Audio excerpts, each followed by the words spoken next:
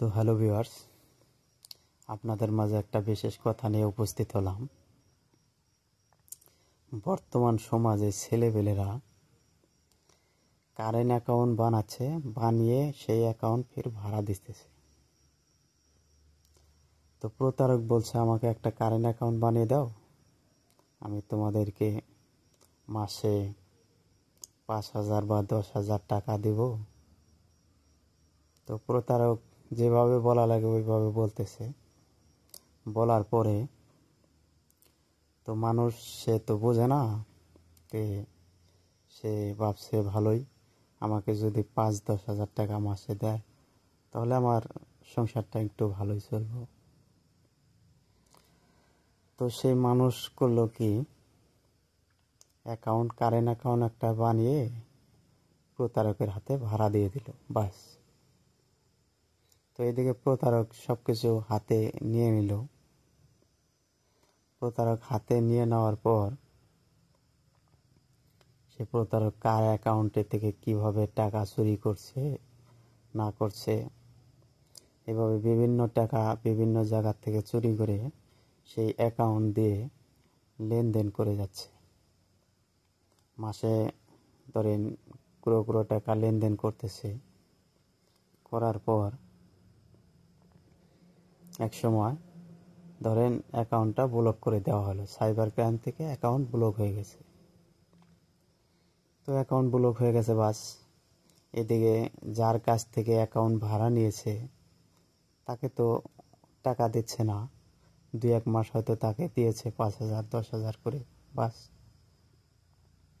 তো যখন 2-3 মাস গেল, তারপরে তাকে তো অ্যাকাউন্ট আর ভাড়ার টাকা দেয় না। তো সে বলল, ভাই আমাকে তো টাকা দাও না, মাসের হ্যান ত্যান কী হয়েছে। তো সে 2-1 বার ফোন রিসিভ করে আর রিসিভ করে না। তো এইদিকে অ্যাকাউন্ট ব্লক হয়ে যাওয়ার পরে তো অফিস থেকে ফোন আসে বা কিবাকিবি হয়, নোটিশ আসতে থাকে, আপনার নামে কেস হয়েছে, হ্যান হয়েছে, ত্যান হয়েছে। তো এদিকে বিভিন্ন সমস্যা। তো প্রতারক তো সে টাকা মেরে নিয়ে চলে গেছে।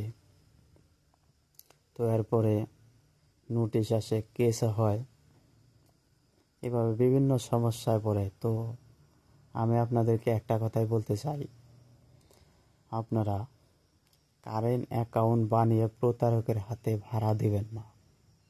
যদি ভাড়া দেন তাহলে বিভিন্ন সমস্যায় পড়তে পারেন। ধরেন যে কোনো জায়গা থেকে কেস হয়েছে, ওই জায়গায় গিয়ে আপনাকে কেস মেটাতে হবে। কারণ প্রতারক তার নিজের টাকা লেনদেন করে নাই, প্রতারক সেই টাকা লেনদেন করেছে কারো অ্যাকাউন্ট থেকে চুরি করে হোক বা বিভিন্ন কৌশলের মাধ্যমে সেই অ্যাকাউন্ট থেকে পয়সা নিয়েছে, আপনার অ্যাকাউন্টে নিয়ে সেই অ্যাকাউন্ট দিয়ে চুরি করেছে। এখন প্রতারক তো ফাঁসে না, ফাঁসবে না আপনি।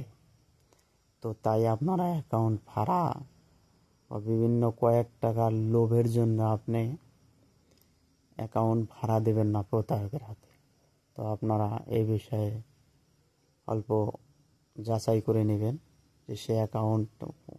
তো আমি আপনাদেরকে একটা কথাই বলবো, সে অ্যাকাউন্ট আপনারা ভাড়া দেবেন না। যদি ভাড়া দেন বিভিন্ন সমস্যার সম্মুখীন হতে পারেন।